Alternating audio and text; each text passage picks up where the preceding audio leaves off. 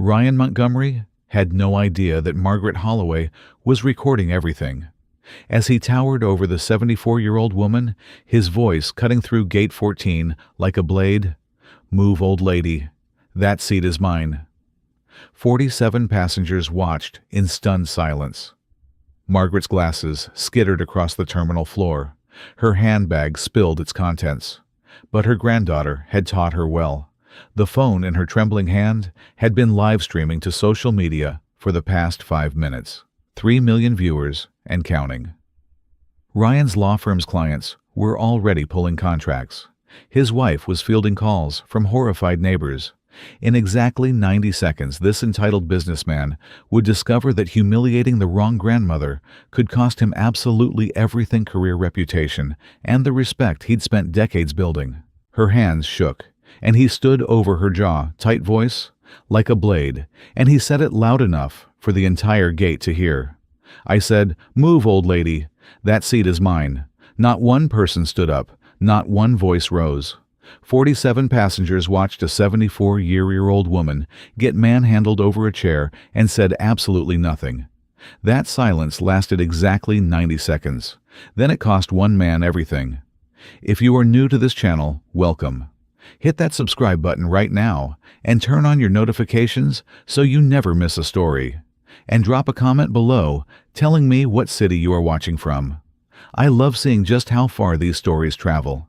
Now let us get into it, because what happened next in that airport is something none of those passengers will ever forget for the rest of their lives.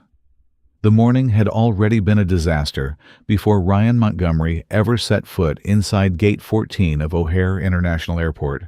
His flight to New York had been delayed twice, first by 40 minutes, then by another hour and 20. The gate area was packed. Every single chair was taken. People sat on the floor with their backs against the walls, their carry-on bags stacked between their knees, their eyes either glued to their phones or staring blankly at the departures board, as if staring long enough might force the numbers to change. The overhead speakers crackled every few minutes with updates that said absolutely nothing useful. "We apologize for the inconvenience and appreciate your patience." The airline's polished way of saying absolutely nothing while making you feel like you were being helped. Ryan had been on the phone since he walked through security. One call ended and another began before he even had the chance to lower his arm.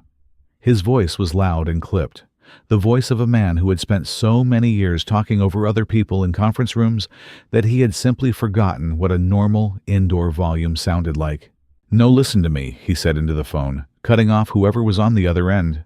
"I don't care what Morrison said. Morrison doesn't know what he's talking about. Pull the contracts and call me back in 20 minutes. He ended the call without a goodbye. He never said goodbye.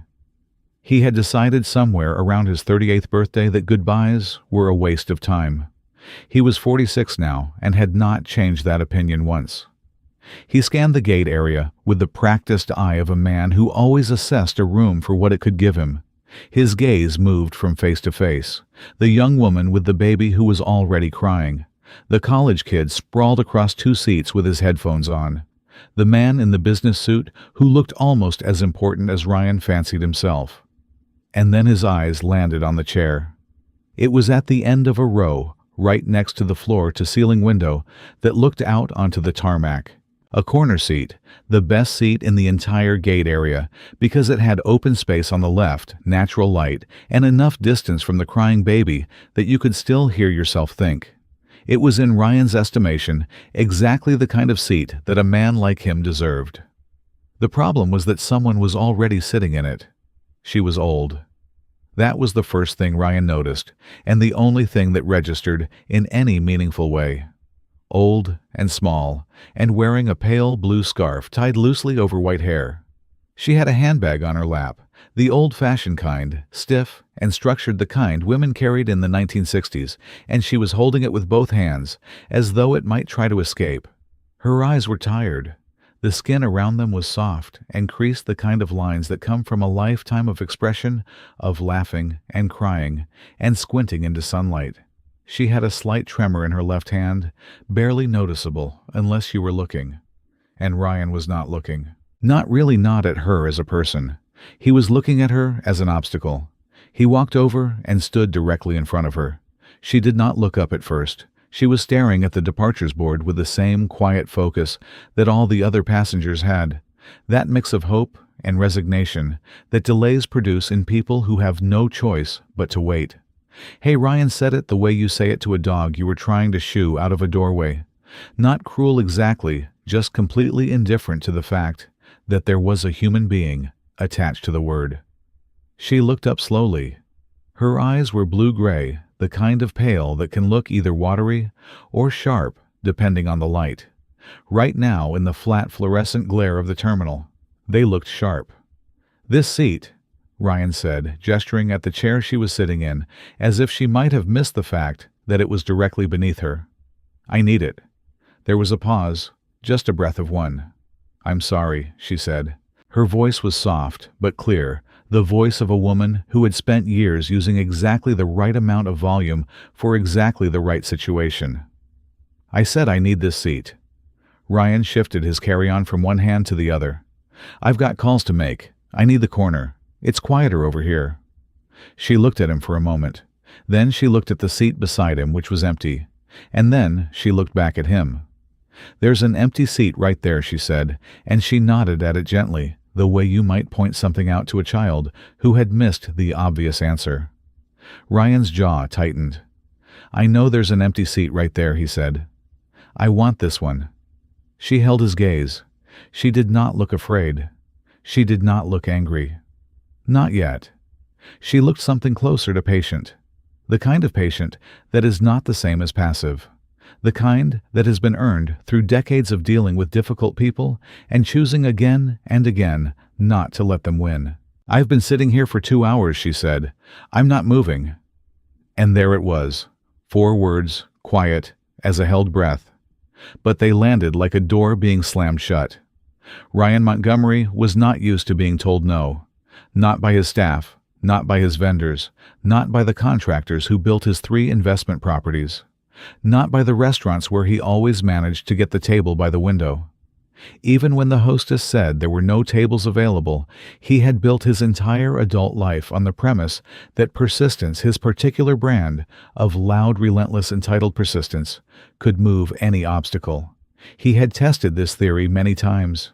It had never failed him.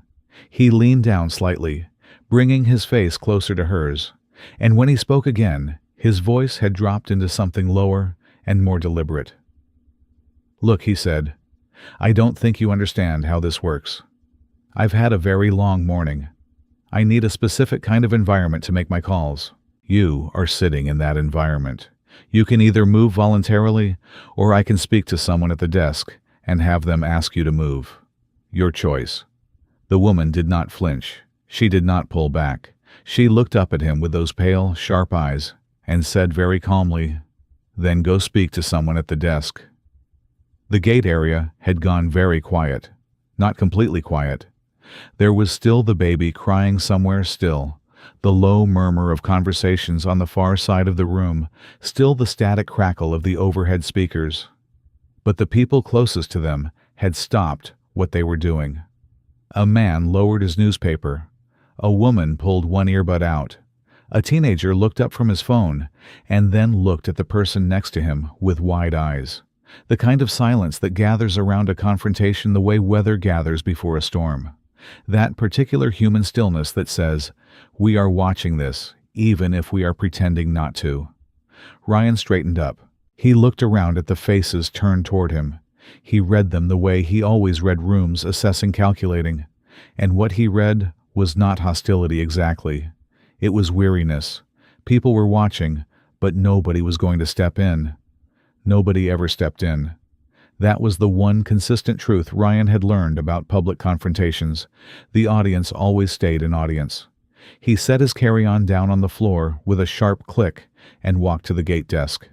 There were 2 agents behind the counter. One was handling a passenger at the far end, her head bent over a keyboard, her lips moving as she typed.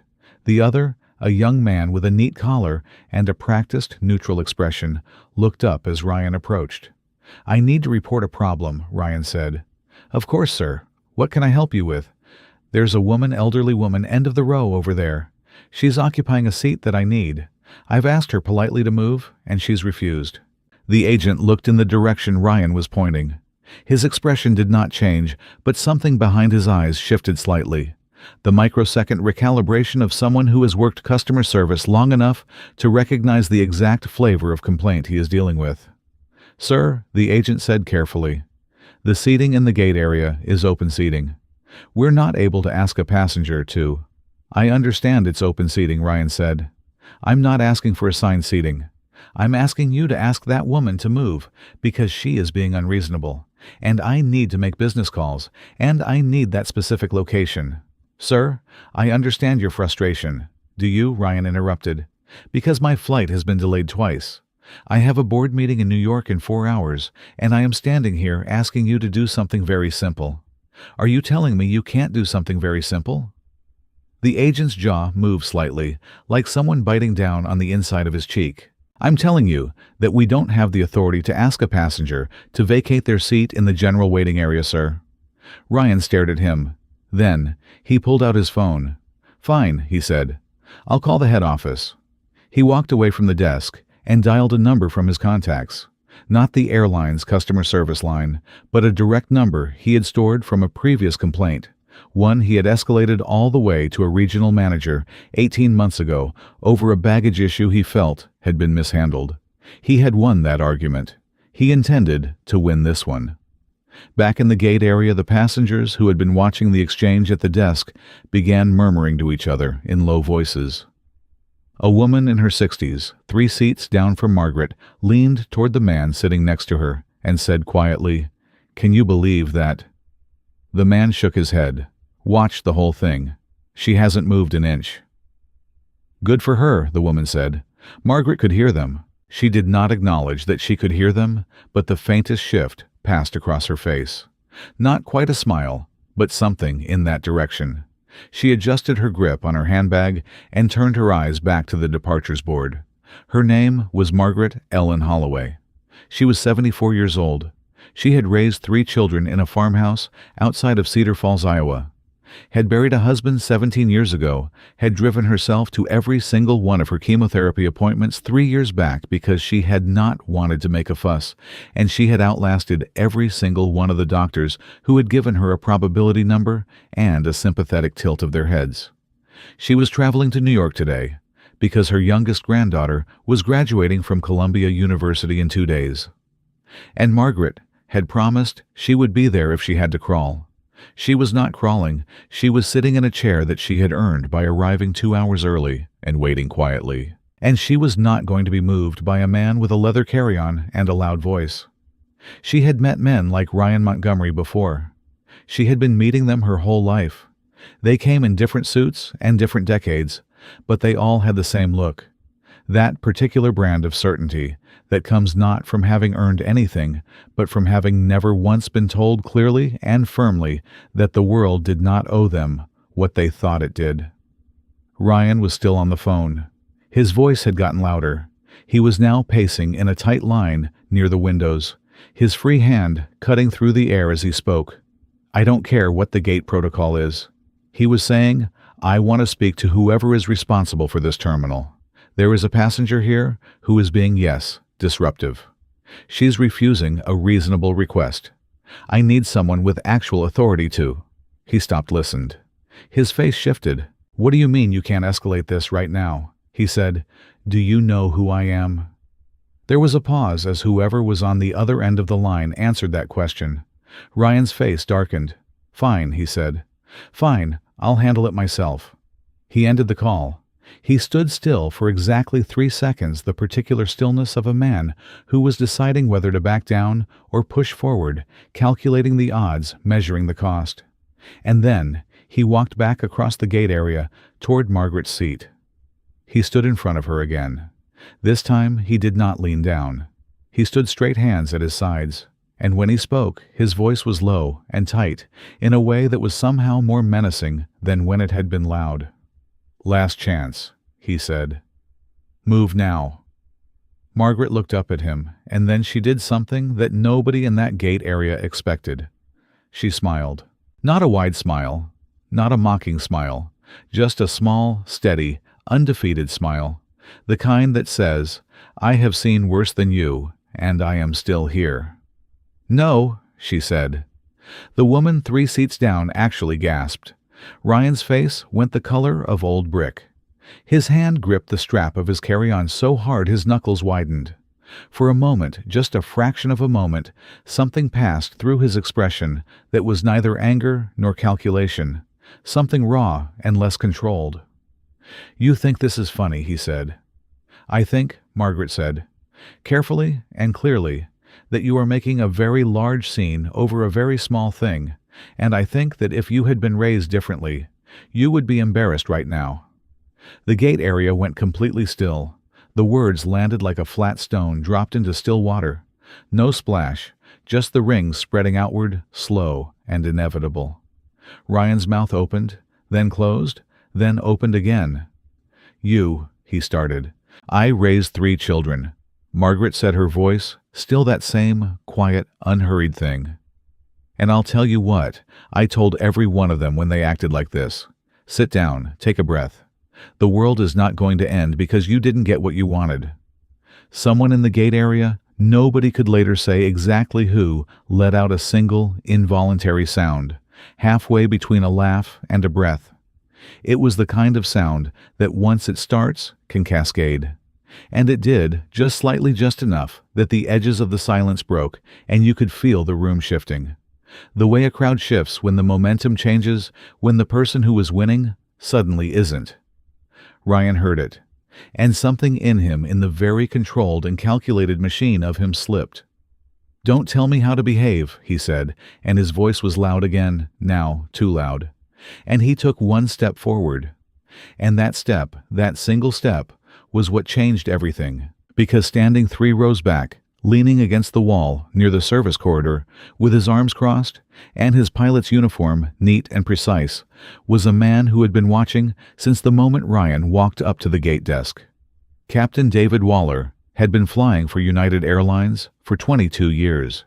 He had handled engine failures, emergency landings, passengers having medical crises at 35,000 feet. He had a calm that was not the absence of feeling, but the mastery of it. The particular composure of someone who had learned long ago that the moment you let a situation control you, instead of the other way around, people got hurt. He had been listening to Ryan Montgomery. For the better part of 20 minutes, he uncrossed his arms. He walked forward. He stepped into the open space between Ryan and Margaret, not rushing, not dramatic, just steady and deliberate. The way a man steps into a space he has decided belongs to him now. He was not a large man. Medium height, silver at the temples, reading glasses clipped to his front pocket. But he had the kind of presence that does not depend on size. "Sir," Captain Waller said. Ryan turned. He registered the uniform. Something crossed his face. Not difference exactly, but a slight recalibration.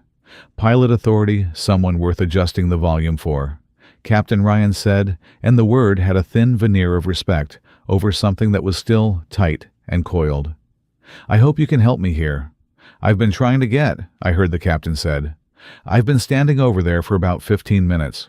I heard most of it." Ryan paused. "Then, you know what I've been dealing with." Captain Waller looked at him for a moment. Then he looked at Margaret. His expression, when it turned toward her, softened by exactly 1 degree, just enough to be visible. "Ma'am," he said, "I'm sorry you've had to sit through this." Margaret nodded once. "Thank you." Ryan's eyes narrowed. "Excuse me, you're apologizing to her." "She's the one who missed her." The captain stopped. "I'm sorry I didn't catch your name." "Montgomery. Ryan Montgomery." "Mr. Montgomery?" Captain Waller turned back to him, and his voice was the same calm and even thing. Not warm, not cold, simply unsuable. "I need to ask you to take a step back right now." "I'm not going to." That wasn't a suggestion. The captain said, "Take a step back." The gate area was so quiet that the sound of the baby crying on the far side seemed to come from a different world entirely. Ryan stared at the captain. The captain looked back at him. Steady. Absolute. The eyes of a man who has had this exact conversation in various forms for 22 years and has never once blinked first. Ryan took a step back. It was small, barely noticeable, but the room noticed it. The captain reached up and pressed the small radio, clipped near his collar. He spoke into it quietly, just a few words too low for the passengers to hear. Then he lowered his hand and looked at Ryan Montgomery with the particular expression of a man who has just made a decision and is entirely at peace with it. "Mr. Montgomery," he said, "I'd like you to come with me to the desk, please." Ryan straightened. "I'm not going anywhere until Mr. Montgomery." The captain said it again. Same tone, same unblinking patience. "Right now, please." And there was something in that please, in the specific weight of it, the way it was not really a please at all, but rather the final warning before something shifts permanently that even Ryan Montgomery could not argue with. He picked up his carry-on. He looked at Margaret one last time. She was not looking at him. She had turned her eyes back to the departures board, her handbag still in her lap, her left hand still trembling. "It's barely there, tremble." He followed the captain toward the desk. Nobody in the gate area spoke, but as Ryan's back turned, as he walked away with the captain at his side, a woman in her 60s turned to the man beside her and said softly but clearly, "You think that's the end of it?" The man shook his head. "No," he said, "I really don't." He was right. Because what none of them knew yet, what Ryan Montgomery had no idea was coming, was that Captain David Waller had not pressed that radio to summon security. He had pressed it to speak directly to the tower, and the tower had patched him through to the airline's duty manager. And the duty manager, after a 60-second conversation that Ryan was not a part of, had made a call of his own. The overhead speaker crackled. The gate area stirred, and then the voice came through flat and professional and absolutely unmistakably final. "Attention passengers at Gate 14. United Flight 2247 to New York LaGuardia has been canceled. All passengers, please proceed to the customer service desk for rebooking. We apologize for the inconvenience." The gate area erupted, and Ryan Montgomery stood at the front desk with his hand on his carry-on and his face the color of a man who has just realized, for possibly the first time in his adult life, that he has made a catastrophic and irreversible mistake. The announcement had not even finished playing when the gate area broke open. 47 people moved at once. Chairs scraped, bags were grabbed, voices collided into each other in that particular chaos that only airports produce. That specific brand of panic that happens when people who were already exhausted and already frustrated suddenly lose the one thing they had been clinging to. The departure time on the board. The illusion that they were still going somewhere. "What do you mean canceled?" "They can't just cancel it. I have a connection in LaGuardia." "This is unbelievable. This is absolutely unbelievable." Ryan stood at the front of the crowd and did not move. His carry-on was at his feet. His phone was in his hand, but he had forgotten he was holding it. His face had gone through 3 different colors in the span of about 12 seconds. Red, then something close to white, and now settling into a gray that did not suit him at all. The gate agent, the young man with the neat collar and the practiced expression, was no longer looking at Ryan. He was facing the crowd, both hands raised slightly, palms out, the universal gesture of a man who is attempting to hold back a tide with his bare hands. "If everyone could just form a line," he said, and even he did not sound like he believed that was going to happen. It did not happen. Captain Waller had stepped to the side. He was standing near the service corridor door, arms at his sides, watching, not the crowd. Ryan. He was watching Ryan the way you watch a fire you have just put out. Not because you think it is going to restart, but because you want to be absolutely certain. Ryan turned toward him. "You did this," he said. His voice was low, controlled barely, the kind of control that is 1 degree away from not being controlled at all. Captain Waller looked at him. The flight was canceled due to a disruptive passenger. The captain said, "That is airline protocol. It is not a decision I made personally. It is a decision the duty manager made based on the situation as it was reported." "You reported it," Ryan said. "You walked over there and you reported it." "I did," the captain said. "Yes." Ryan stared at him. His jaw was working, like he was chewing on words and deciding which ones to spit out first. "Do you know what you just did?" Do you understand what this cost me? I have a board meeting in 4 hours. 4 hours. There are 40 people sitting in a room in New York waiting for me. Yes, sir. The captain said, I understand the inconvenience. Inconvenience. The word came out like something sharp. This is not an inconvenience. This is a catastrophe. This is... You have no idea what you've done, Mr. Montgomery. The captain's voice did not change. Not in volume, not in pace, not by a single degree of warmth or coldness.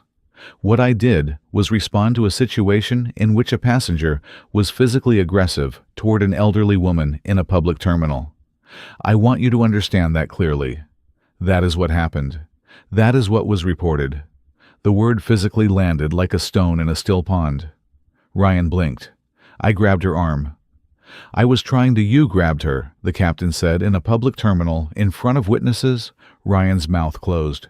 The woman 3 rows back, her name was Carol. She had been watching everything since the moment Ryan first walked up to Margaret, nudged the man beside her. He knows he's in trouble now, she whispered. Look at his face. Her husband, a quiet man named Gerald, who had not said 10 words since they arrived at the airport, nodded once. He should have walked away 20 minutes ago, he said just as quietly. But men like that never do. Ryan had turned away from the captain. He was looking at his phone again, scrolling with his thumb fast and jerky, the movements of a man trying to find a lever he can pull. He found a number and pressed it to his ear. Daniel, he said the moment someone picked up. Ryan, I need you to call Thompson at the airline's executive office. I don't care what time it is in New York. Wake them up if you have to. I am standing in O'Hare, and they just canceled my flight because of it. Doesn't matter why. I need you to find me a seat on anything going to New York in the next 2 hours. Delta American? I don't care. Business class. Call me back in 10 minutes. He paused. And Daniel, tell Thompson that United just made a very serious customer relations error. Make sure he understands what I mean by that. He hung up. He turned back to the crowd, now pressing against the gate desk, watching the line that had somehow formed despite the chaos. Or rather, not a line, exactly, more like a compressed knot of frustrated passengers, all angling for the same limited space in front of the 2 agents who are now typing furiously, and speaking in the calm, rehearsed tones of people who had done this before and would do it again. And then he saw Margaret. She was not in the line. She was not pressed against the desk, or waving her boarding pass, or leaning over someone's shoulder to read the screen. She was sitting still in the same chair, her handbag back in her lap where it belonged. Her glasses. One of the gate agents had quietly retrieved them from the floor and brought them to her while the crowd surged back on her face. She was sitting there, as if the world had not just been turned upside down around her. Ryan walked toward her. This time, Carol, the woman 3 rows down, stood up.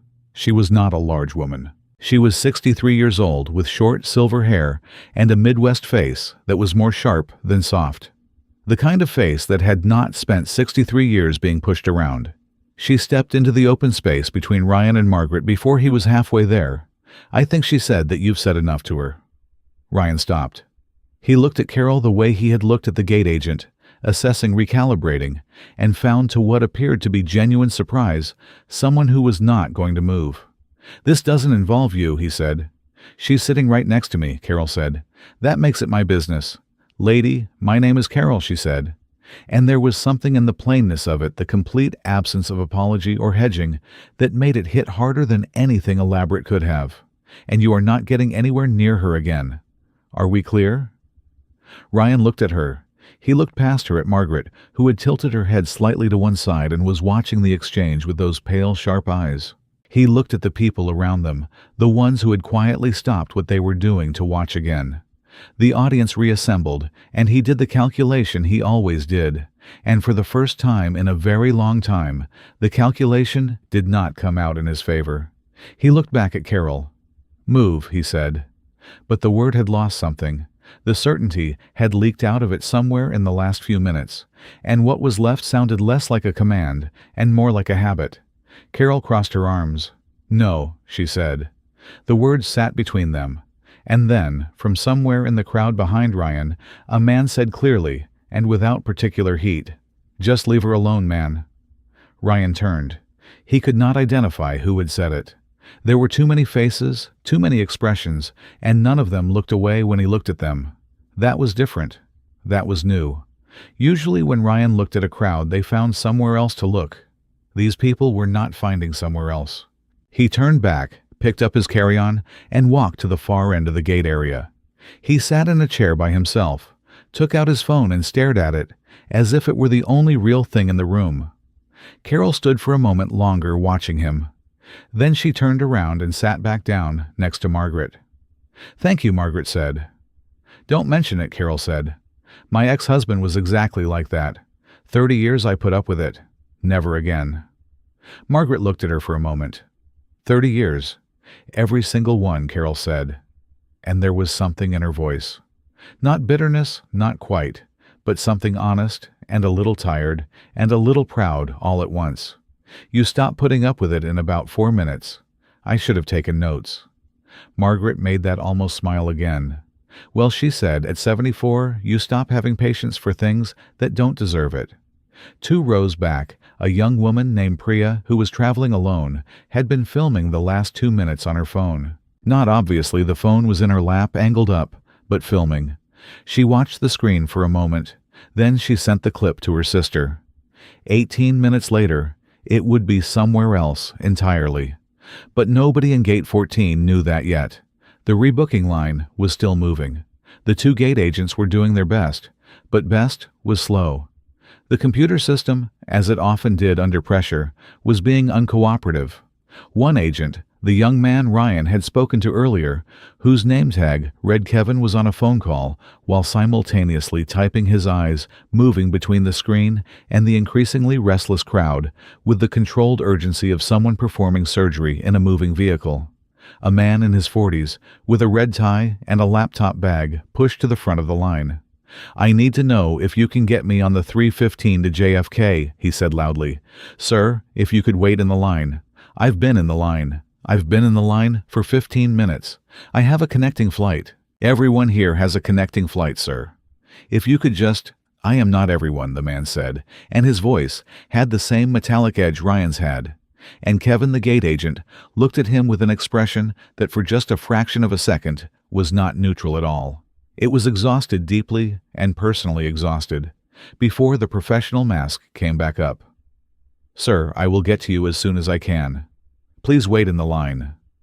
The man in the red tie stepped back, still muttering, and the line shuffled forward. Margaret had risen from her chair. Carol looked up. "Where are you going to get in line?" Margaret said. "My granddaughter's graduation is in 2 days. I need to find another flight." Carol got up beside her. "I'll come with you."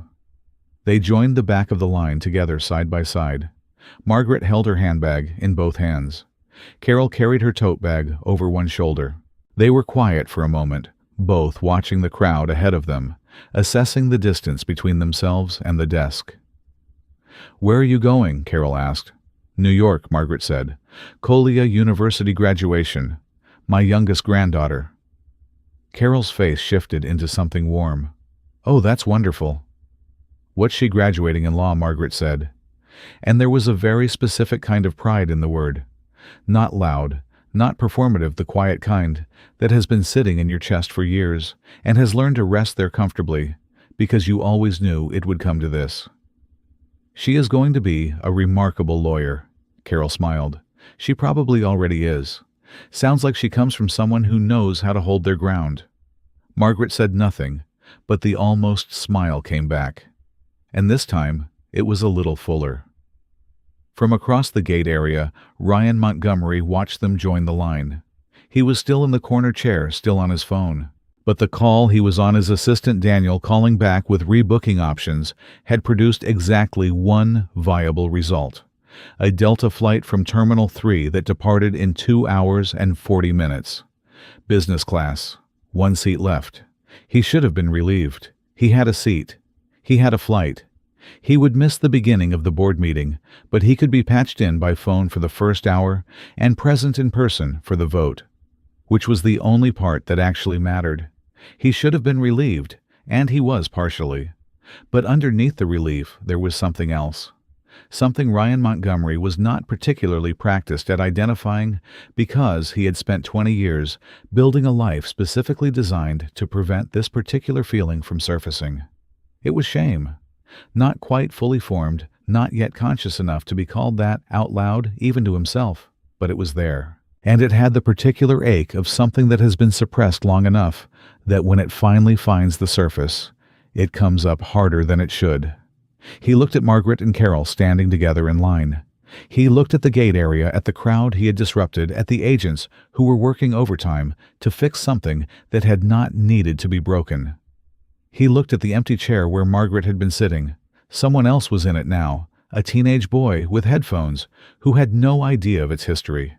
And he felt the weight of the last 40 minutes settle over him in a way he had not expected. His phone buzzed. A text from Daniel. Delta flight confirmed. Gate H7.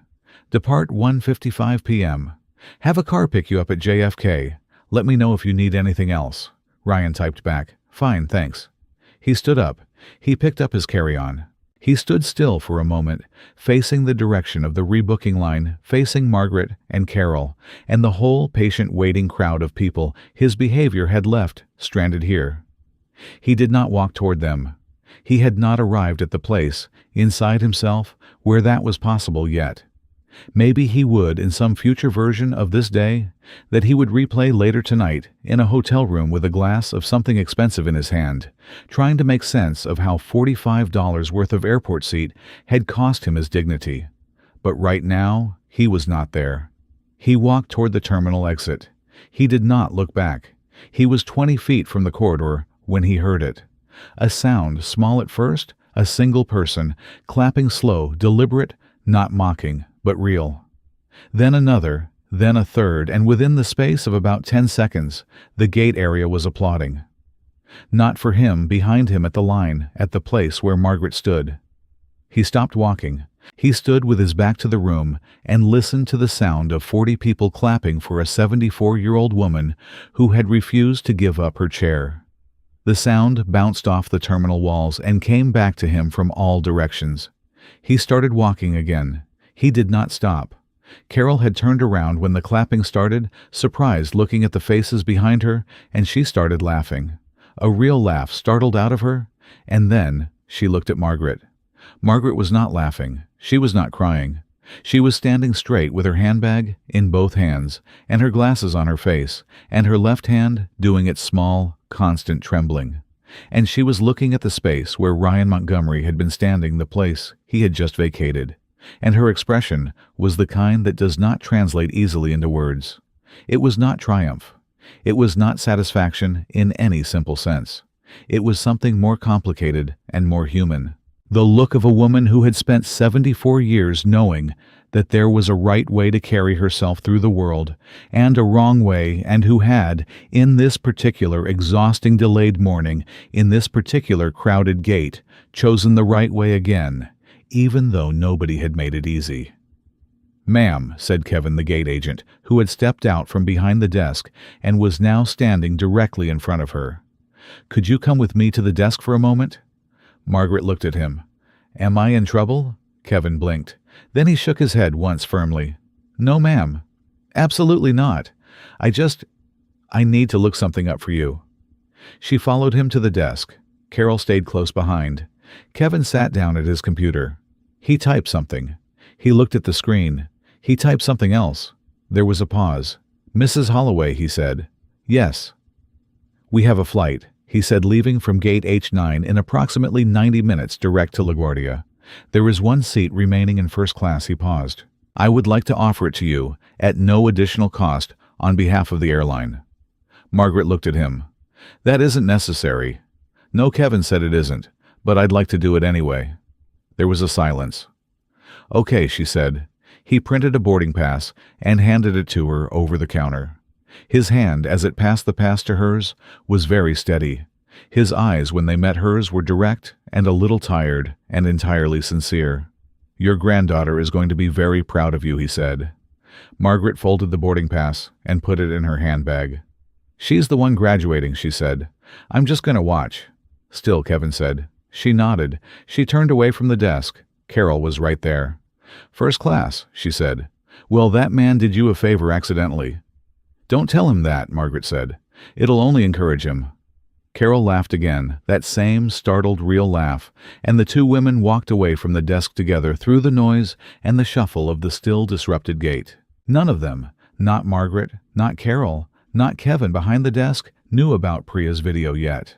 They did not know that it had been shared 11 times in the last 20 minutes, that it had landed in a group chat called Airport Chaos that had 3,000 members, that one of those members had a Twitter account with 400,000 followers who had already seen the clip and were typing furiously. They did not know that the clip had a title, now given to it by the first person who shared it. "Old Lady Won't Move. Watch what happens next." They did not know that Ryan Montgomery's name was about to become very easy to find on the internet. And they did not know, none of them did that, in a small office 2 terminals away, a woman named Susan Shea, the airline's head of customer experience for the Midwest region, had just watched the full clip twice on her phone, set the phone down on her desk, and picked up her office phone to make a call. The phone rang 4 times before someone picked up. "I need you to find out who this passenger is," Susan said, the one yelling. "And I need to know what he's booked under, what his frequent flyer status is, and whether he has any other flights with us in the next 90 days. A pause on the other end. "Yes, right now," she said, "and pull the terminal security footage for Gate 14 for the last hour. All of it." She hung up. She looked at her phone. She played the clip a 3rd time, watching the moment Ryan grabbed Margaret's arm, watching the glasses skid across the floor, watching Margaret's hands shake. She set the phone face down on the desk and sat very still for a moment. Then she stood up, straightened her jacket, and walked out of her office toward the terminal. She had a boarding pass to deliver, and she had a few things to say to a businessman named Ryan Montgomery before he reached his gate. Susan Shea moved fast when she had a purpose, and right now her purpose had a name. She had the security footage pulled up on her tablet before she even left her office. She watched it once more in the elevator, grabbed the glasses, the trembling hands, and by the time the elevator doors opened onto the main terminal corridor, she had already made 3 decisions. The first was about Margaret. The second was about the airline's public response. The third was about Ryan Montgomery personally, and it was the one she intended to deliver herself. She spotted him before he spotted her.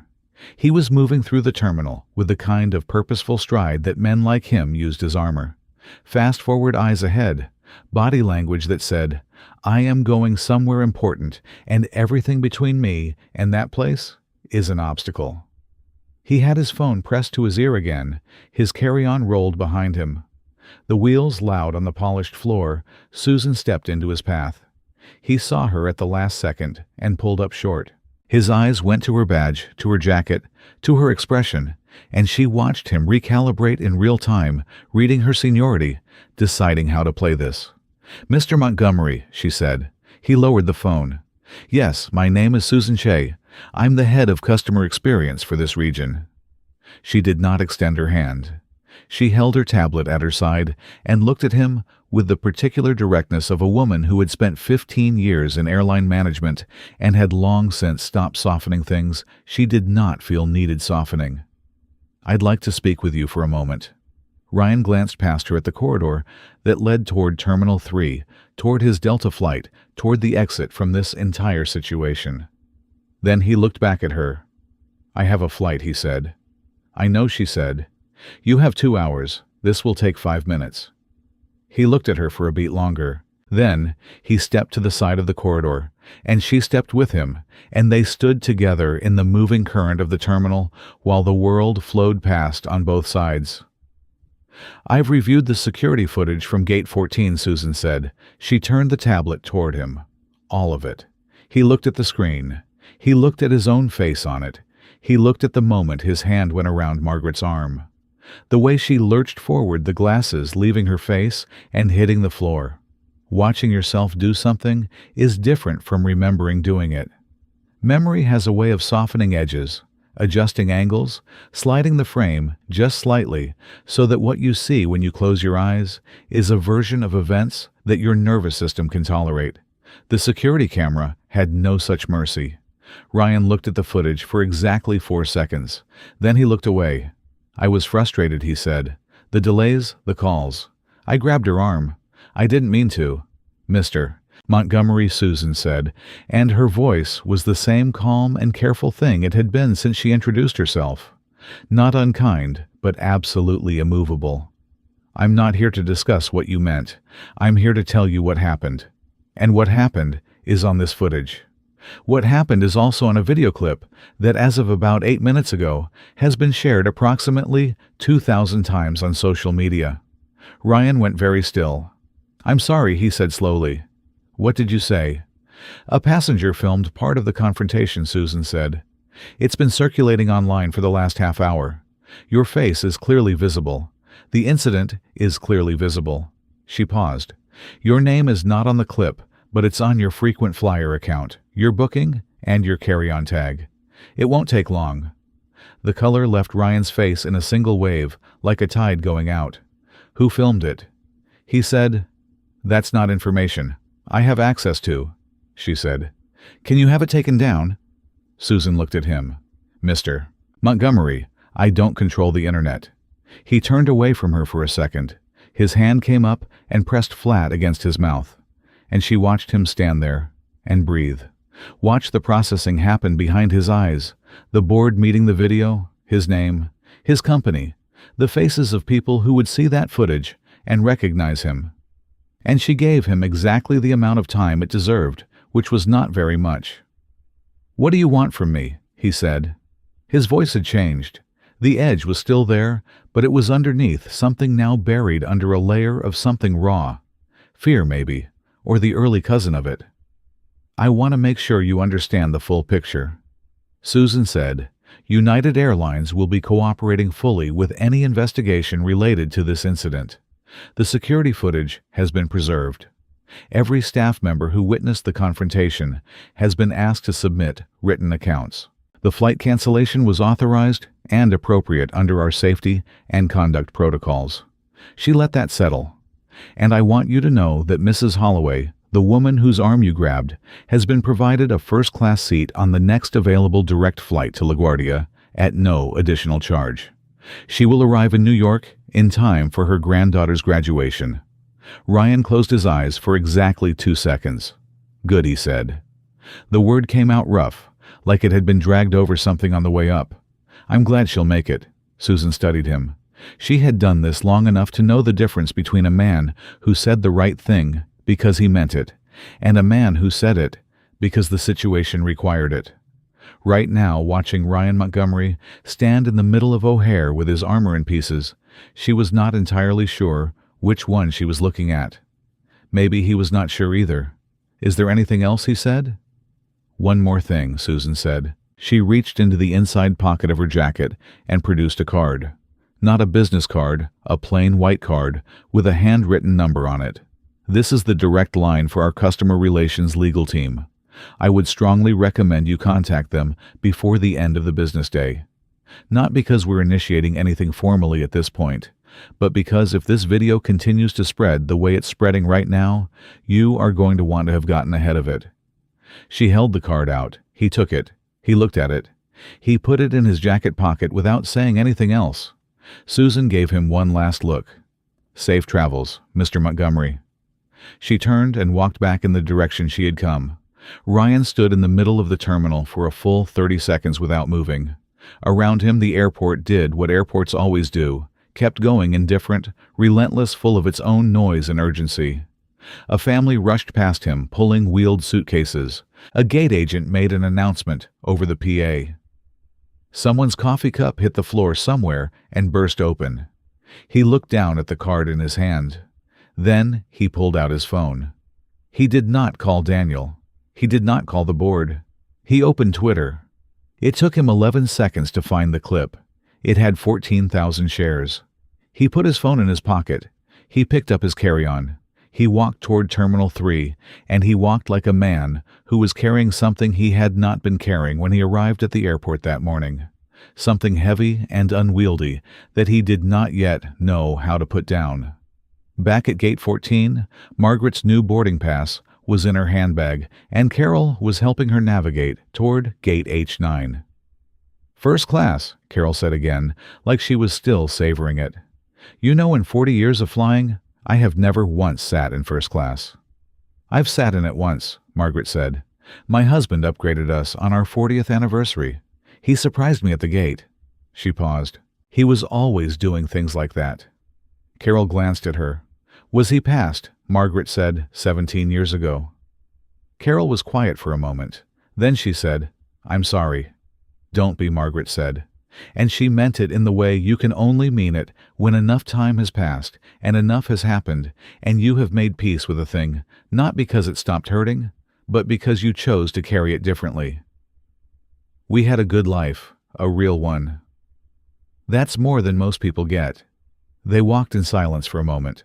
Two women in their 60s and 70s moving through the chaos of O'Hare with a particular unhurried steadiness of people who have stopped letting airports make them feel small. "Where are you going?" Margaret asked. "Originally, I mean before all this," Boston Carol said. "My daughter, she just had a baby 3 weeks ago, first grandchild, and I've been trying to get there for 10 days. But every time I book something, something else comes up." She shook her head. "You'd think the universe was trying to tell me something." "The universe," Margaret said, "probably just wanted you to be in gate 14 this morning." Carol looked at her, and then Carol laughed. That same real laugh surprised out of her, and Margaret's almost smile turned into something more complete, brief, and warm, and entirely genuine. They reached gate H9. The waiting area was quieter than gate 14 had been less crowded, the delayed flight energy replaced by the normal pre-boarding hum. A gate agent was arranging paperwork behind the counter. Two flight attendants were talking in low voices near the jetway door. Margaret sat down. Carol sat beside her. "You don't have to stay with me," Margaret said. "Your gate must be somewhere else." "G12, Carol said. "Doesn't board for another hour and 40. I'll sit with you until you board." She settled her bag on her lap, with the finality of someone who has made a decision. "Besides, I want to hear more about this granddaughter." Margaret smiled. Really smiled this time. "Her name is Emma," she said. "She got into Columbia at 21, youngest in her class. She called me the night she found out 3 o'clock in the morning, Iowa time, and she was crying so hard I could barely understand her. I said, 'Emma, honey, slow down.' And she said, 'Grandma, I got in.' I got in." Margaret stopped for a second. "I cried too. I'm not ashamed of it." Carol was looking at her with an expression that was soft in a way her face had not been the whole morning. "She sounds extraordinary. She worked for every inch of it," Margaret said. "Nobody handed her anything. She waited tables all through undergrad, came home some nights so tired she could barely speak. But she never quit." She paused. "She gets that from her grandfather. I think he was the same way. Once he decided something, that was it. Done. Nothing moved him. Sounds like it skipped a generation and landed on you too," Carol said. Margaret was quiet for a moment. "I almost didn't come," she said. Carol looked at her. "My doctor wanted me to wait. My heart's been unsteady this year. Nothing dramatic, just the kind of thing that makes doctors cautious and makes you want to ignore them entirely. My daughter offered to drive me. My son said I should watch it on video call." She said the last part with a very specific kind of tone, the tone of a woman who has been offered accommodations she found mildly insulting. "Video call to watch my granddaughter graduate from Columbia Law School." "You're kidding," Carol said. "I told him Margaret said that I have earned the right to sit in that auditorium in person. I told him that I have been in worse shape than this and kept going, and I intend to keep going until I decide to stop." "Not before." She adjusted her handbag. "He said he understood." "He didn't understand, but he let me go." Carol looked at this woman, 74 years old, left-hand trembling glasses, slightly smudged, sitting in an airport after being manhandled and threatened and forced to wait through a canceled flight, and felt something that was not quite admiration, because admiration implies some kind of distance. What she felt was closer to recognition, the specific recognition of a woman seeing another woman who has refused repeatedly and quietly and without applause to be smaller than she is. "Emma's going to be glad you came," Carol said. "I know," Margaret said simply. At that moment, Priya, the young woman who had filmed the clip, walked past gate H9 on her way to her own gate. She had her phone in her hand. She was staring at the screen with an expression that had gone past surprised and into something closer to disbelief. The video had 62,000 shares. She stopped walking. She stood in the middle of the terminal corridor and read the numbers again and said out loud to nobody in particular, "Oh no, Sesh." The man walking behind her had to swerve. He shot her a look. She did not notice. She was reading the comments. There were 0 of them, and they were coming in faster than she could read. Most of them were angry, pointed, specific, the way internet anger gets when a clip gives people something concrete to direct it at. A few were defending Ryan. Men mostly with the flat certainty of people who have never had to hold their ground in a chair while someone twice their size grabbed their arm. But most of them were not. Most of them were Margaret's. She's my grandmother. She's my mother. She's every woman who ever got pushed around for no reason. Don't mess with grandmas. Don't mess with this one especially. And then buried in the thread, a comment that had been liked 4,000 times in the last 20 minutes. Does anyone know who the man is? This needs to be seen by his employer. Priya sat down in the nearest empty chair. She had not meant for it to be this. She had sent the clip to her sister.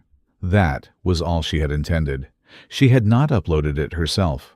Her sister had, and her sister's account had the kind of reach that Priya had always found slightly alarming. And now, here they were. She typed a message to her sister. "Did you see the numbers?" her sister replied, in 8 seconds. "I know it's everywhere. You okay?" Priya looked at the screen. She looked at the crowd moving through the terminal around her. All of them going about their separate urgencies. None of them knowing that the footage of a quiet, 74-year-old woman refusing to give up an airport chair was being watched right now by people on 3 continents. She typed back, "I think I need to find her." Her sister replied, "What?" Priya stood up, shouldered her bag, and started walking back the way she had come toward the gate areas. Ryan Montgomery had reached Terminal 3. He had found his gate. He had sat down, opened his laptop, and spent 12 minutes staring at a spreadsheet he could not bring himself to actually read. His phone had buzzed 6 times. He had answered none of them. He was thinking about something Daniel had said once, about 18 months ago at the end of a long client dinner, when everyone else had gone, and they were sitting with the last of a bottle of wine. And Daniel, who was the closest thing Ryan had to a real friend, had said very quietly, "You know what your problem is, Ryan. You got successful before you got human, and now you don't know in which order those things are supposed to go." Ryan had laughed it off at the time. He had said something sharp and deflecting, the way he always did with things that came too close. Daniel had let it go, also, the way he always did. They had paid the bill and gone home. Ryan was thinking about that now. He was thinking about it with a kind of slow, unwilling attention that only comes when circumstances remove every other option.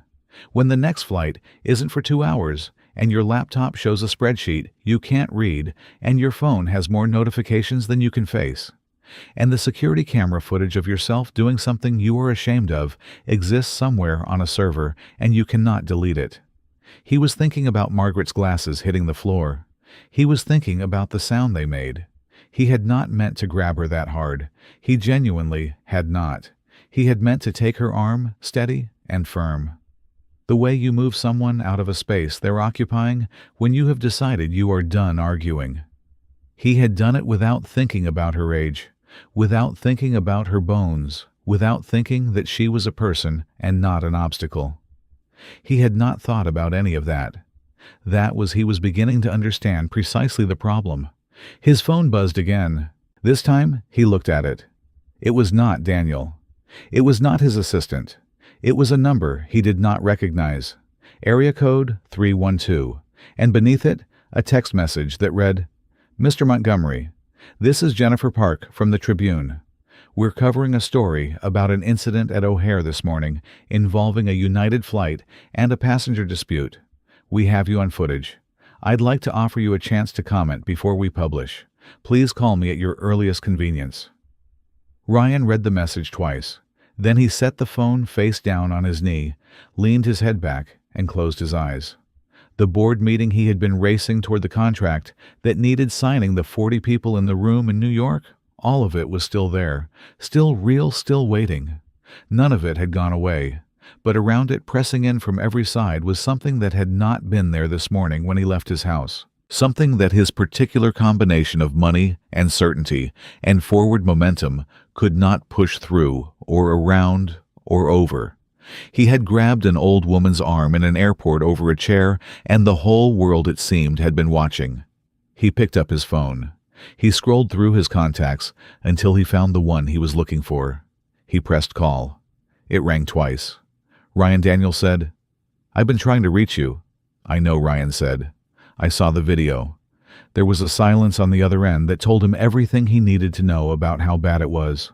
"How many shares?" Ryan asked. Daniel paused. "As of 5 minutes ago, 90,000. Ryan said nothing. "Ryan." Daniel's voice was careful, the voice of someone stepping across uncertain ground. "I need to ask you something, and I need you to answer me honestly." "Go ahead." "Did you touch her?" Ryan closed his eyes again. Outside his window, a plane was taxiing slowly across the tarmac, unhurried, certain of its direction, taking its time. "Yes," he said. "I grabbed her arm." Another silence. "Okay," Daniel said. "Okay, here's what we're going to do." And across the terminal, in gate H9, the boarding announcement for Margaret Holloway's first-class flight to New York came over the speaker. Clean and clear, and right on time. She stood up. She smoothed her coat. She picked up her handbag. Carol stood with her and gave her a look that had no performance in it. Just warmth, direct and uncomplicated, one woman to another. "Give Emma a hug from a stranger," Carol said. "I will," Margaret said, "and you go hold that grandbaby."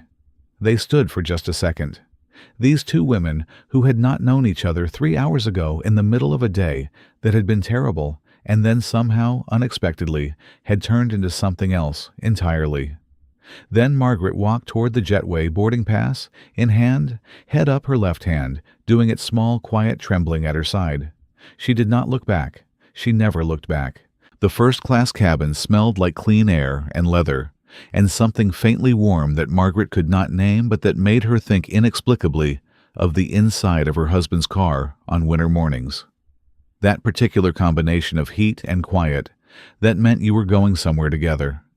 She stood in the aisle for a moment before finding her seat. And when she sat down, really sat down in a chair that had actual room on either side of it, and a headrest that met the back of her head at exactly the right height, she let out a breath she had been holding. It felt like since 5:30 that morning, when her alarm went off in the Cedar Falls Holiday Inn, where she had stayed the night before to be close to the airport. A flight attendant appeared beside her. Young woman, dark hair, pulled back eyes that were professionally warm, but also, Margaret noticed, genuinely kind. There was a difference between the two, and Margaret had always been able to tell them apart. "Mrs. Ash Holloway," the attendant said. "Welcome aboard. Can I get you anything before we push back?" "Water, orange juice. We also have coffee if you'd like." Margaret looked at her. "How do you know my name?" The attendant smiled. "The gate agent called ahead. He wanted to make sure you were taken care of." She paused. "He also said to tell you congratulations for your granddaughter." Margaret was quiet for a moment. She pressed her lips together once, not with sadness, but with the kind of feeling that has no clean name. Gratitude and grief and something sweet, all folded together into a single pressure behind the eyes. "That was very kind of him," she said. "Coffee," the attendant said gently. "Please," Margaret said. "Black." The attendant moved away. Margaret looked out the window at the tarmac, at the ordinary gray light of an O'Hare morning, at the slow, mechanical world of ground crews and carts and fuel lines, and she thought about Emma. She thought about the phone call at 3 o'clock in the morning, the crying so hard you could barely understand the words. She thought about all the phone calls before that, all the ones that had not been triumphant, the ones where Emma's voice was flat with exhaustion, the ones where she had called to say she had failed an exam, or lost a part-time job, or was lying on the floor of her apartment at midnight, wondering if she was strong enough for this. And Margaret had always said the same thing, not because it was the easiest thing, but because it was the truest. You are exactly strong enough. I know because I know you. Now get up. She had always gotten up. The coffee arrived. Margaret wrapped both hands around the cup and held it the way you hold something that is simply uncomplicated good, and let herself be still for the first time all morning. 3 terminals away. Ryan Montgomery was not still.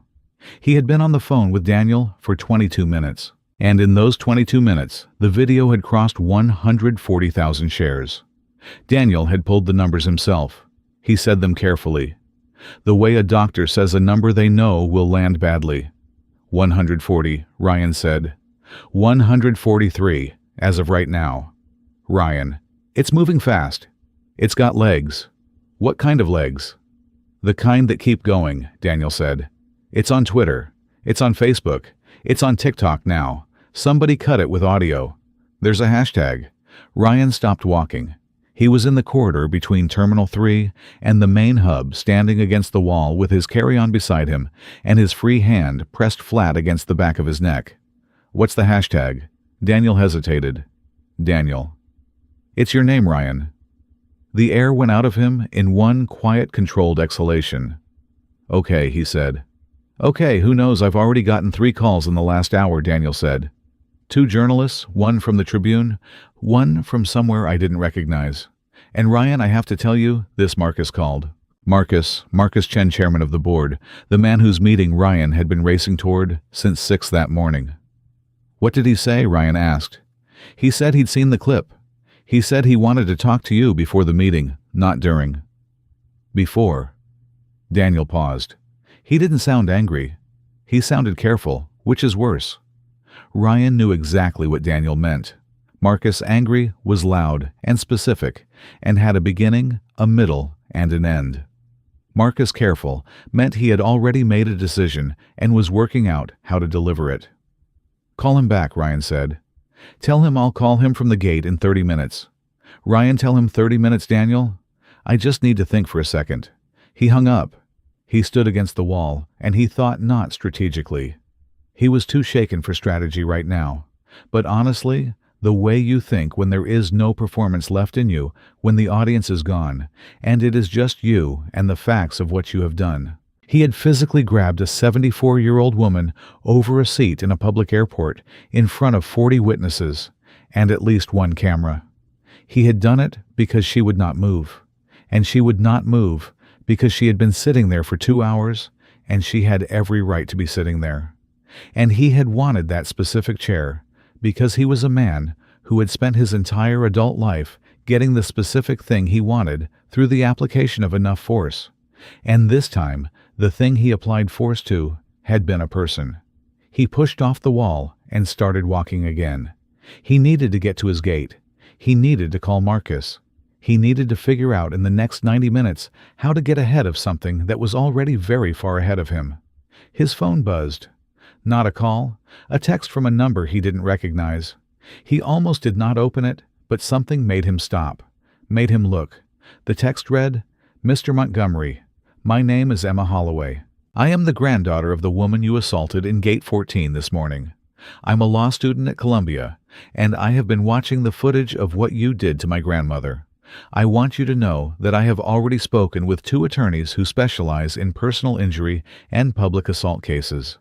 I am flying from New York to O'Hare right now. Do not leave the country. Ryan read it 3 times. His thumb hovered over the screen. He did not reply. He put the phone back in his pocket and kept walking, and walking faster now. The carry-on wheels loud behind him, his mind doing the thing it did when real danger appeared. Sharpening, focusing, cutting everything else out. She was bluffing, probably. She was a law student, not a lawyer. She was 22, 23 at most. She was scared and angry, and she had sent that message from somewhere over Ohio or Pennsylvania, and she could not actually stop him from doing anything. But she was also possibly exactly what she said. She was smart, trained, determined. And if there was one thing Ryan understood about legal threats, it was that the ones that arrived through a text from a granddaughter at 30,000 feet were not the ones you ignored. They were the ones that became the most expensive surprises of your professional life. He called Daniel back. I need a lawyer. He said, "I already called one." Daniel said, "Sarah Kim, the best in Chicago for exactly this kind of situation. She's available this afternoon." "Does she know what it's about?" I gave her the broad strokes, and Daniel was quiet for exactly 2 seconds. She said, "Stop talking to people. Don't give statements. Don't call journalists back. Don't post anything. Get on your flight. Get to New York and call her from the car." "There's a text," Ryan said, "from the granddaughter." "Don't reply to it," Daniel said immediately. "She says she's flying here. So." Ryan. Daniel's voice shifted into something flatter and more serious. "Do not reply to that text. Do not attempt to make contact with the family in any form. Get on your plane. That is all you do right now." Ryan walked through the Terminal 3 entrance. He found his gate. He sat down in the first available seat. Not the best seat.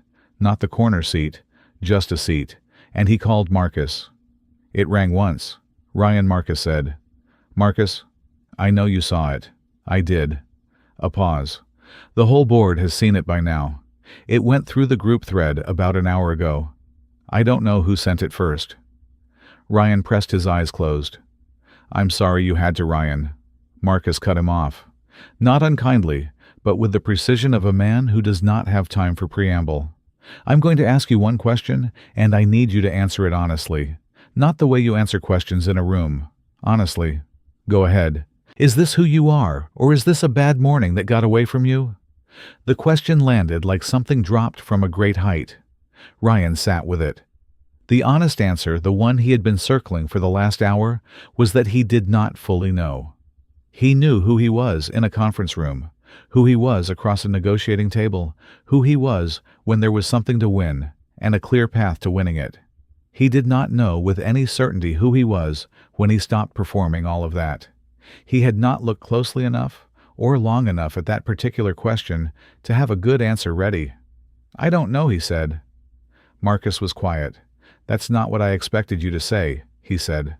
"I know." Another silence, longer this time. "Come to New York," Marcus said. "We'll talk after the meeting, not about the agenda, about you." He paused. "And Ryan, do not issue a public statement without running it past me first. The board is watching this. I need time to manage it before it gets any worse." "Understood," Ryan said. Marcus hung up. Ryan sat in the gate chair and looked at his hands. They were the hands of a man who had built things. A company, a portfolio, a reputation. Each of them constructed through years of work that had been in its own way genuinely hard. He had not been handed the life he had. He had fought for it with everything he had. And somewhere in that fighting, in the long accumulation of wins and the learned contempt for anything that tried to slow him down, he had stopped distinguishing between things and people. Had stopped asking himself which obstacles deserved to be moved and which ones deserved to be considered. He thought about what Margaret had said to him. Not the part about sitting down and taking a breath. The part before that. If you had been raised differently, you would be embarrassed right now. He was embarrassed. It had taken him an hour to arrive there, honestly, but he was. The boarding call for his Delta flight came over the speaker. He picked up his carry-on and got in line. In New York, Emma Holloway was not in fact flying to Chicago. She was sitting in her apartment in Morningside Heights, legs crossed on the floor laptop, open, watching the video for the 6th time. She had sent the text to Ryan Montgomery's number found through a combination of her own resourcefulness and a classmate who worked part-time at a corporate research firm on pure adrenaline before she had thought it through, before she had done anything except watch a man she had never met grab the arm of the woman she loved most in the world. Now she sat with her phone in her lap and her stomach in her throat and waited to see if he would reply. He didn't. Her roommate Jade sat on the couch behind her. "Em, you okay?" "My grandmother's fine," Emma said. "She's on the plane." "I know she's fine," Jade said. "I'm asking about you." Emma looked at the screen one more time, at her grandmother's hands trembling at the glasses on the floor, at the way Margaret had looked up at the man who had grabbed her with those pale, sharp eyes, and not once, not for a single second, looked afraid. "She texted me from the gate," Emma said. She said she's in first class. She said she is fine and she will see me at graduation, and she does not want me to do anything dramatic. She paused. She specifically said dramatic. And the text you sent the guy, Jade said. Emma was quiet for a moment. I don't know if I can actually sue him. I'm not a licensed attorney. I was angry. Well, Jade said, he doesn't know that. Emma's phone buzzed. Not Ryan, a number she recognized. Her Aunt Karen, her mother's older sister, who had 300,000 followers on Facebook and the particular energy of a woman who had been waiting her entire life for a righteous cause to deploy herself toward. Emma answered, Karen Emma. I shared the video, Karen said, and her voice had the bright, purposeful quality of someone who has found their moment 2 hours ago. It has 80,000 shares from my page alone. I've been tagged in Emma. I've been tagged in news articles. The Tribune called me 20 minutes ago. Emma closed her eyes. Karen Grandma doesn't want this to be a big thing. It already is a big thing, Karen said. Emma. Your grandmother is 74 years old and a man in a suit grabbed her arm over an airport seat. This is not a small thing. This is a statement about how we treat our elders in this country. This is about entitlement and age. And Karen. Emma said it firmly. I know, I agree with you, but Grandma gets to decide how this is handled. It's her story. A pause. Have you talked to her? Karen asked. She's in the air. Emma said she lands in 2.5 hours. Well, when she lands, Karen said, you tell her the whole country is behind her. You tell her that. Emma hung up. She sat very still for a moment. Then she opened her laptop and typed Ryan Montgomery Chicago into the search bar. The results populated in under a second. Ryan Montgomery, founder and CEO of Montgomery Capital Partners. 46. Harvard MBA, net worth estimated at 12 to 14 million. Offices on the South Street, board member of 2 mid-sized logistics companies, regular donor to 2 Chicago arts organizations, divorced, no children. Emma read the bio. Then she scrolled down to the news section. The first result was from 40 minutes ago. Tribune Online. The headline read, Chic executive identified in viral airport video showing altercation with elderly passenger. The second result was from 25 minutes ago. A national wire service had picked it up. The third was from 15 minutes ago. A cable news outlet had embedded the video. Emma sat back. She picked up her phone and called her mother. Her mother, Janet, answered on the first ring. Have you talked to Grandma? Janet said, She's in the air, Mom. I know she's in the air. I'm tracking her flight. I've been tracking it since she left Cedar Falls. Emma, your Aunt Karen is, I know. Emma said I talked to her. This is getting very big, very fast, Janet said. Her voice had the quality of a woman who was trying to stay calm because she knew that not being calm would make things worse, but who was not, in any deep sense, calm. I'm worried about your grandmother.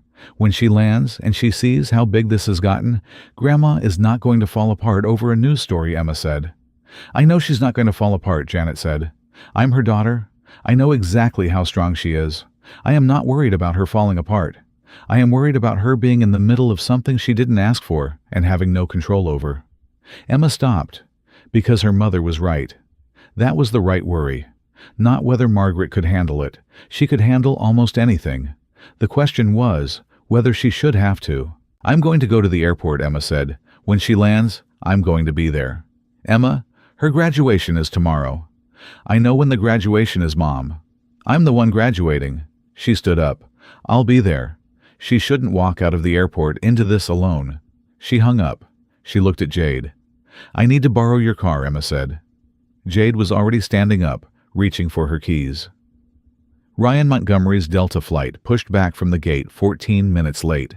He sat in his business class seat with his seatbelt fastened and his phone still in his hand, reading the Tribune article about himself. The journalist had done it without his comment.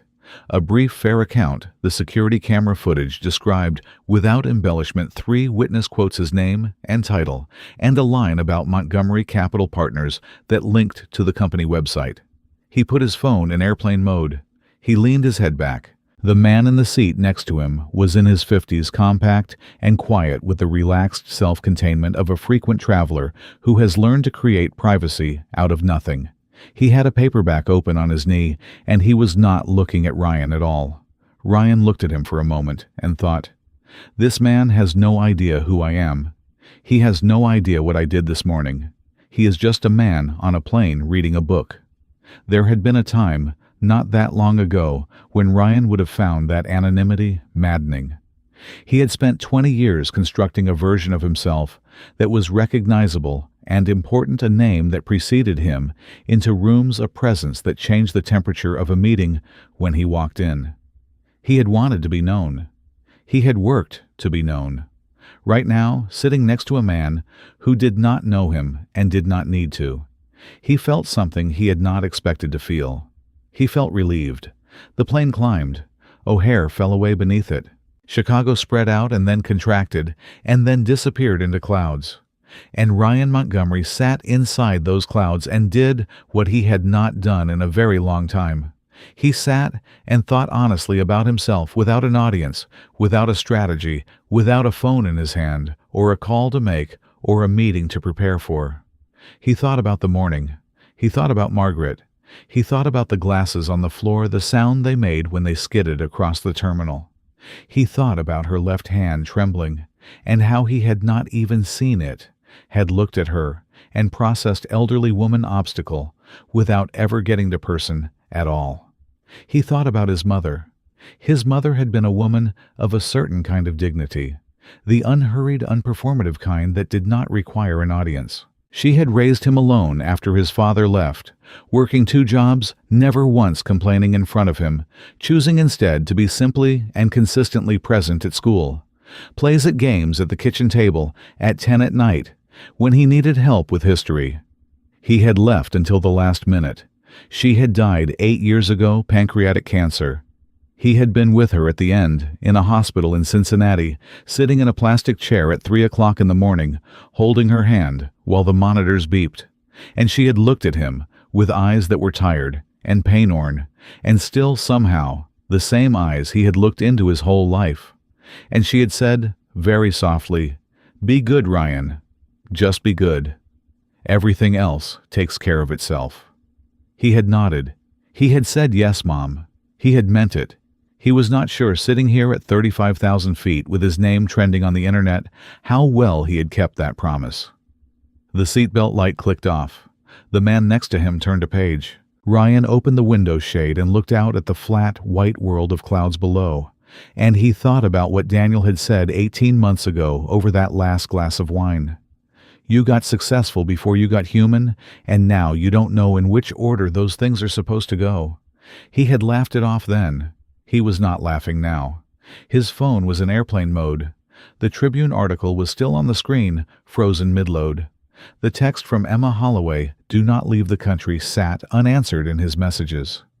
He stared at it, and then slowly he opened the text thread. He sat with his thumb over the keyboard for a long moment. Daniel had told him not to reply. Sarah Kim had told him not to reply.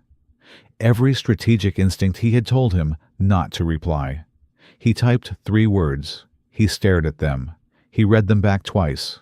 They were not enough. They were nowhere near enough. They were 3 words against a morning's worth of damage. But they were the truest thing he had written, or said, or done since he walked into that airport. He pressed send. The message delivered before the plane flew out of range. 3 words. I am sorry. At LaGuardia in 2 hours and 17 minutes, an old woman named Margaret Holloway would walk off a plane into an arrivals terminal, where her granddaughter would be standing with both arms already open. Margaret would see Emma from 20 feet away, would see the dark hair and the height, so like her grandfather always, so like her grandfather, and something in her chest would release that she had been holding since 5:30 that morning. Since before that, even since the long quiet year of heart monitors and careful doctors and children who worried too loudly, she would walk into her granddaughter's arms and hold on, and Emma would hold back, and neither of them would say anything for a long moment because there was nothing that needed to be said. But that was still 2 hours away. Right now, Margaret was somewhere above Indiana in a first-class seat, with a cup of black coffee going cold in her hand, and her eyes closed, and a small smile on her face, that the flight attendant passing quietly chose not to disturb. She was thinking about the graduation, about the auditorium, about Emma's face when she walked across that stage. She was not thinking about Ryan Montgomery at all. Emma saw her grandmother before Margaret saw her. That was always how it went between them. Emma had inherited her grandfather's height and his habit of scanning a room from the top down. And Margaret, at 5'2", with her pale blue scarf and her handbag held in both hands, was exactly the kind of person you could miss in a crowd if you were not specifically looking for her. Emma was always specifically looking for her. She pushed through the edge of the arrivals crowd and called out, "Grandma, Tosh," and her voice came out louder than she intended, broken open by 20 hours of fear and relief and the specific ache of watching someone you love get hurt on a screen from 500 miles away without being able to do a single thing about it. Margaret looked up, and for just 1 second, one unguarded, unperformed second, her face did the thing it only ever did for Emma. The careful composure dropped away, and underneath it was just love, enormous and unqualified, the kind that does not negotiate or calculate, the kind that has been there since before you knew what love was. "Emma," she said. And then Emma's arms were around her, and Margaret's were around Emma, and they stood there in the middle of the LaGuardia arrivals terminal with people streaming past on both sides. And neither of them moved, and neither of them spoke, and it lasted a long time. When they finally separated, Emma kept her hands on her grandmother's shoulders and looked at her face with the focused attention of someone conducting an inspection they need to pass. "You're okay," Emma said. It was not quite a question. "I'm fine," Margaret said. "I told you I was fine. You said you were fine in a text message. That's different from seeing you fine. I am standing in front of you fine," Margaret said, and her voice had a note of gentle amusement in it. "Does this count?" Emma looked at her grandmother's left arm at the sleeve of her coat. She reached out and very carefully pushed the fabric back just slightly. And there it was, a bruise already deepening toward purple. 4 finger-shaped marks on the inside of Margaret's forearm. And Emma went very still when she saw them. "Emma," Margaret said. "He bruised you," Emma said. Her voice had gone quiet, in the way that quiet is not the same as calm. "Emma, look at me." Emma looked up. "I am here," Margaret said. "I am standing here. I got on the plane. I sat in a very comfortable seat, and I landed in New York in time for my granddaughter's graduation. That is the story. That is the whole story." Emma breathed. "It's not the whole story. It is the part that matters," Margaret said, and she pulled her sleeve back down and straightened it with the firm finality of someone closing a chapter. "Now, are we going to stand here in the airport, or are we going to go somewhere and have dinner? Because I have been awake since 5:30 this morning, and I would like a meal that does not come in a foil bag." Emma almost laughed. She wiped her eye once fast, like she was angry at it for the betrayal. "There's a place near campus," she said. "Italian. You'll like it. Lead the way," Margaret said. They walked together toward the exit, grandmother and granddaughter. The smaller woman's left hand tucked into the younger woman's arm, and the trembling that was always there. Always, always there.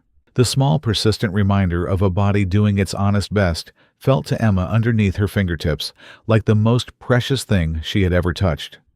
In the car, Emma's phone kept buzzing. She had put it face down on the center console, but the screen kept lighting up, visible even face down, the glow persistent and demanding. Margaret looked at it. "How bad is it?" Emma glanced at her. "What do you mean, the video?" Margaret said. "How far has it gone?" A pause. 240,000 shares, as of an hour ago. It's been picked up by 6 news outlets. There's a segment on cable news tonight. Margaret was quiet. "Karen shared it," Emma said carefully. Margaret made a sound that was not quite a sigh and not quite a groan, but lived somewhere between the two in the territory of a woman who loves her sister-in-law and has spent 40 years managing her energy. Of course she did. She means well. Karen always means well, Margaret said. The road to chaos is paved with Karen, meaning well. She looked out the window at the New York skyline, at the familiar, dense, beautiful mess of it. What are people saying? Emma hesitated. Don't protect me from it, Margaret said. I'm not fragile. They're angry, Emma said. Mostly on your behalf. There are some people who are defending him, saying you should have just moved, saying you know how it is online. But most of them are angry. Most of them are talking about how we treat older people, about entitlement. About... She stopped. Grandma, it's really big. Margaret said nothing for a moment. She looked at the bruise under her sleeve without looking at it. The way you are aware of a thing, without needing to see it. What about the man? She said the businessman. Emma's jaw tightened. He's been identified. His name is all over everything. The Tribune ran a piece. He's a CEO, private equity offices on LaSalle Street. She paused. He sent me a text. Margaret turned to look at her. What did he send you? 3 words, Emma said. I am sorry. Silence. That's all Margaret said. That's all. Margaret looked forward again. The city moved past the windows. She pressed her lips together once. What did you reply? I didn't, Emma said. I didn't know what you would want me to say. The silence that followed was the kind that has weight and texture, the kind that is doing real work inside the person who is holding it. Nothing. Margaret said finally. Don't reply.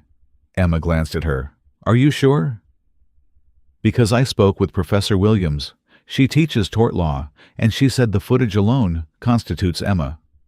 Margaret's voice was gentle, but absolute. I did not come to New York to spend your graduation week in a lawyer's office. I know, but I came to watch you walk across the stage, Margaret said. I came to see you in that cap and gown. I came to sit in the front row with your mother and your Uncle David, who will probably cry more than anyone, despite pretending he won't. And I came to take 100 photographs I will put on my refrigerator and look at every single morning for the rest of my life. She paused. That man's apology, or his lawyer's, can wait until after graduation. Everything can wait until after graduation. Emma drove. She gripped the wheel a little tighter than necessary. You're not angry, she said. How are you not angry? Margaret considered this with what appeared to be genuine honesty. I was angry, she said. This morning in that airport, I was angry. I am not sure I showed it, but it was there. She looked at her hands in her lap. And then the captain stepped in. And then that woman Carol. And then the young gate agent. And then the plane. And then the coffee. She paused.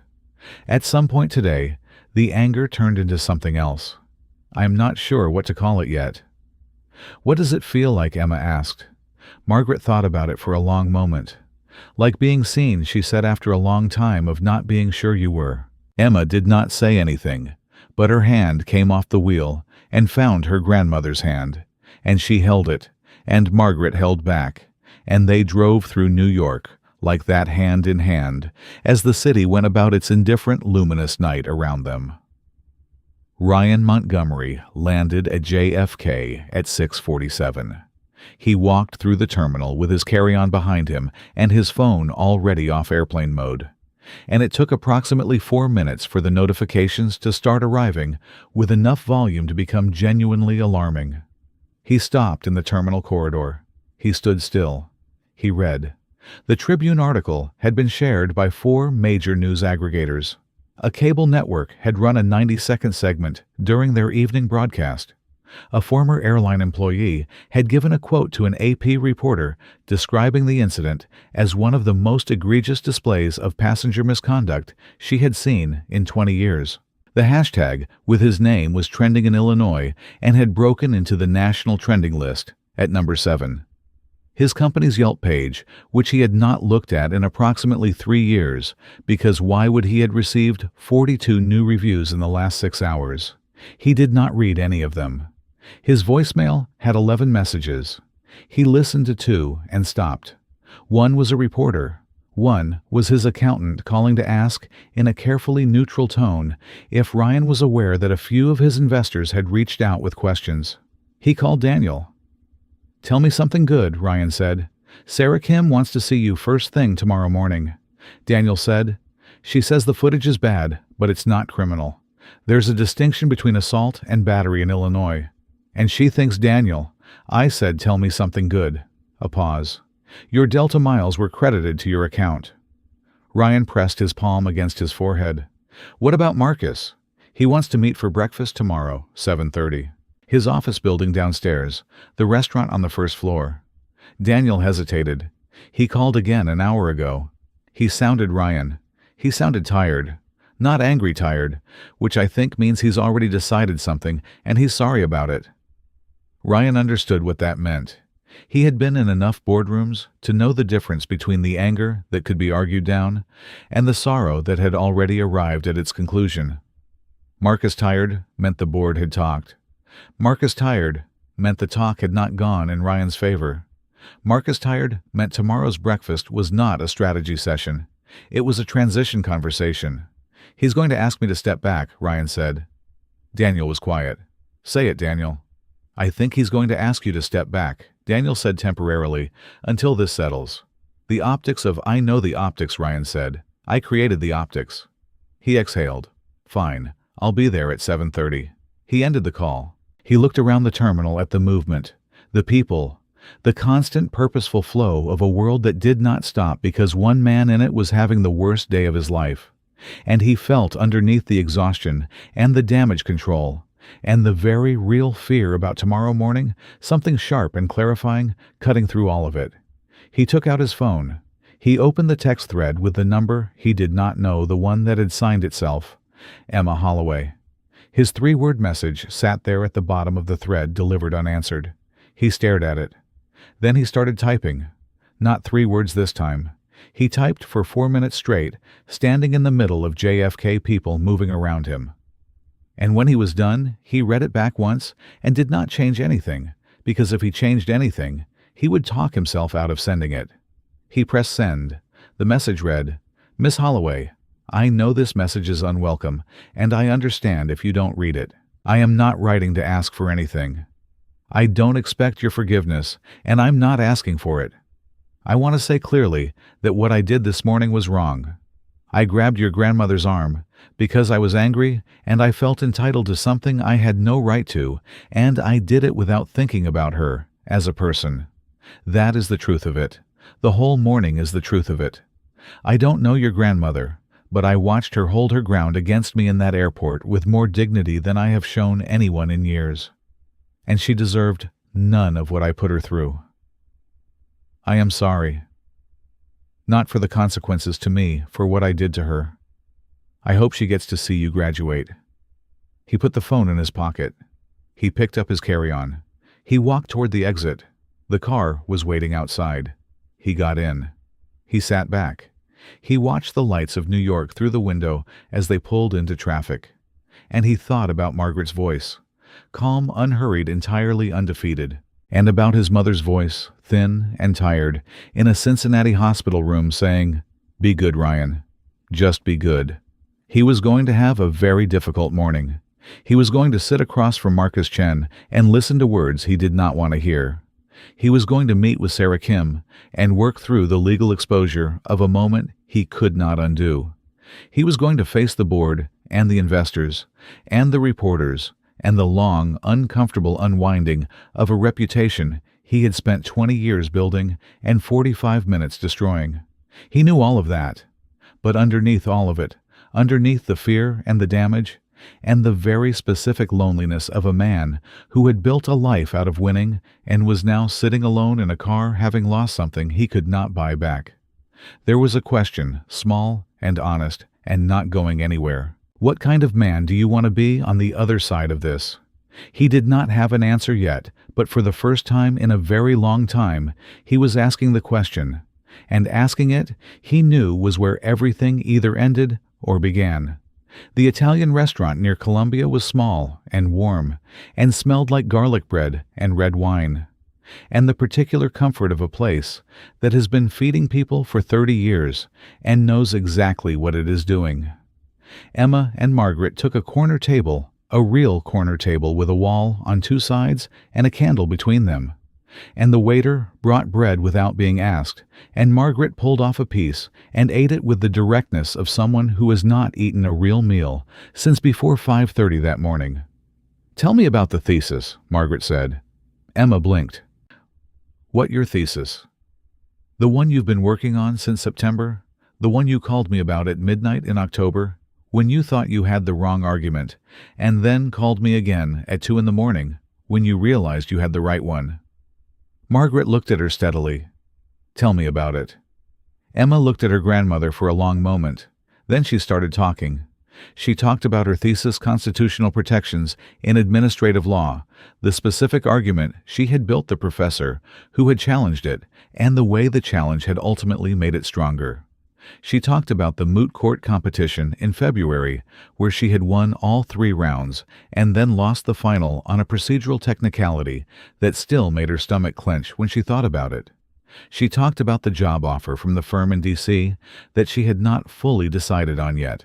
The one that would mean leaving New York, leaving her apartment, leaving Jade in the familiar geography of the life she had built here.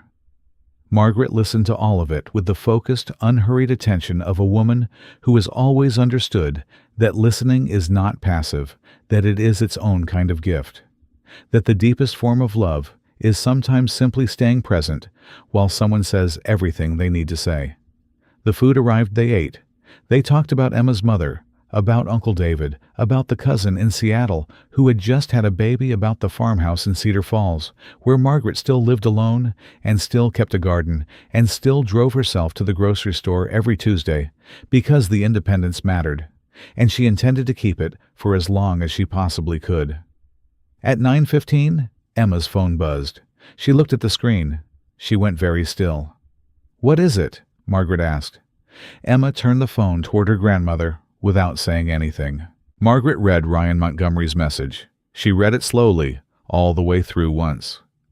Then she set the phone back on the table between them and was quiet. "Emma," she said after a moment. "Yeah." "Don't reply tonight," Margaret said. "Let him sit with it." Emma nodded slowly.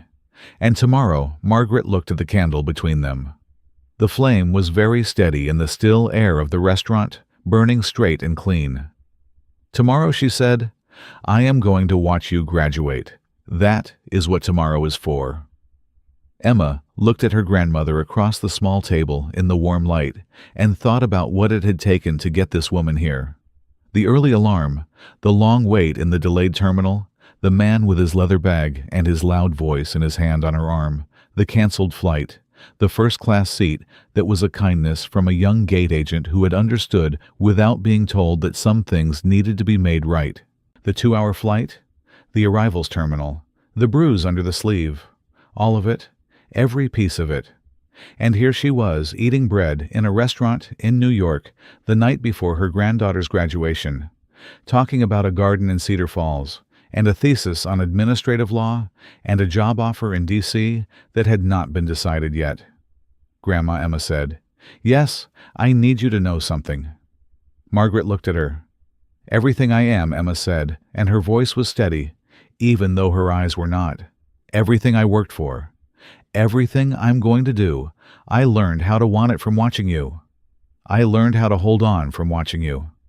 Every time I wanted to quit, I thought about you. And I didn't quit." She stopped. "I just need you to know that the restaurant moved around them. Glasses clink-ticked somewhere. A couple laughed 2 tables over. The waiter passed quietly and did not interrupt."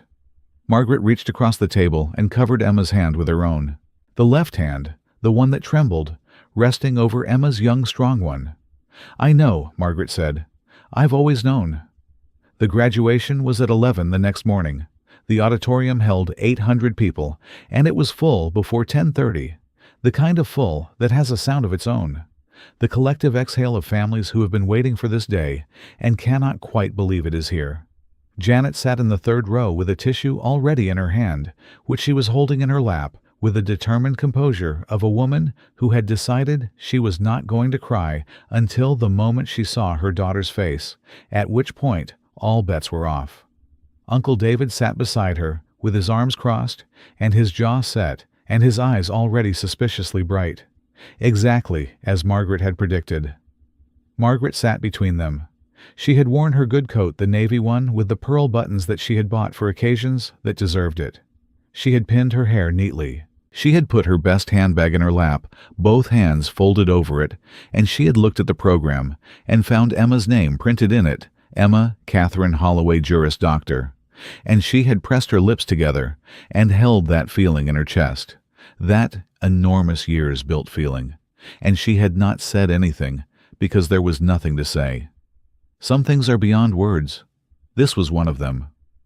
The processional began. The graduates filed in, 300 of them in black caps and gowns, and Margaret looked at each face as they passed with the focus of a woman who had been looking for one face in particular since the moment she arrived. And then she saw her. Emma was tall, like her grandfather. She held herself like him too. Straight certain, the posture of someone who has decided who they are and is not looking for permission. She was scanning the rows as she walked, looking for her family.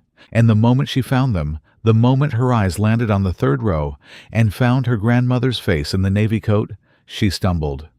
Just one step, just enough that the person behind her put a hand out briefly before she caught herself. And then she smiled, huge and real, and entirely unpracticed. The smile of a 23-year-old who has worked for every inch of this moment, and knows it and is not pretending otherwise. Margaret raised one hand, just a small wave, the left hand trembling quietly, rising in the warm auditorium air. Emma laughed. She actually laughed right there in the processional, a short, bright sound that the people around her smiled at without knowing why. And then she kept walking into the row, into her seat, into the rest of her life. The ceremony lasted 2 hours. When Emma's name was called, Emma Catherine Holloway, the applause from the third row was loud enough that the dean glanced up briefly from the podium with a small smile before moving on. Janet was crying.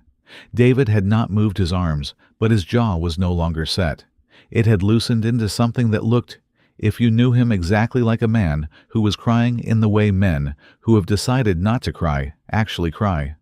Margaret did not cry. She clapped, both hands steady and sure, the left hand and the right one. And she watched her granddaughter walk across that stage and take that diploma and shake that hand. And she felt every year of her life in that moment. The farm, the 3 children, the husband she had buried, the diagnosis she had outlasted, the airport seat she had refused to give up, the bruise under her sleeve, all of it. And she held it, all of it, not as weight, but as evidence.